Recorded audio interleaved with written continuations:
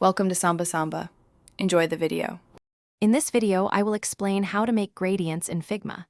Gradients are a fantastic way to add visual interest and depth to your designs, transforming flat elements into dynamic ones. Figma provides powerful, yet easy-to-use tools for creating stunning color transitions. We will explore the 4 main gradient types, learn how to manipulate color stops, and discover techniques to achieve smooth, professional-looking blends. Let's dive in and elevate your design skills. Let's start with linear and radial gradients. First, select any shape on your canvas. In the Fill section of the Properties panel, click the color swatch and change the fill type from solid to linear or radial. Linear gradients blend colors along a straight line, perfect for backgrounds or subtle transitions. Radial gradients, on the other hand, emanate colors outwards from a central point, creating a spotlight effect. You can easily adjust the direction and spread using the handles directly on your canvas.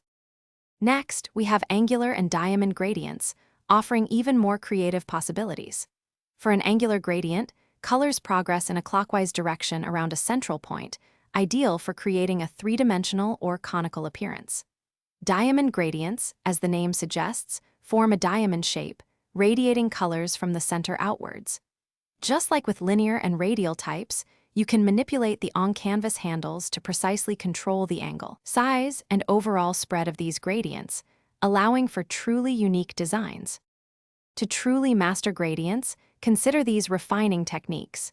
You can add more than 2 color stops by simply clicking on the gradient line in the Fill panel, allowing for intricate multi-color transitions. Adjusting the opacity of individual color stops creates soft, ethereal blends. For consistency across your projects, save your perfected gradients as styles. Remember, using analogous or similar colors often results in the most harmonious and visually appealing gradient effects, enhancing your overall design quality. Thanks for watching. Consider subscribing if we helped you.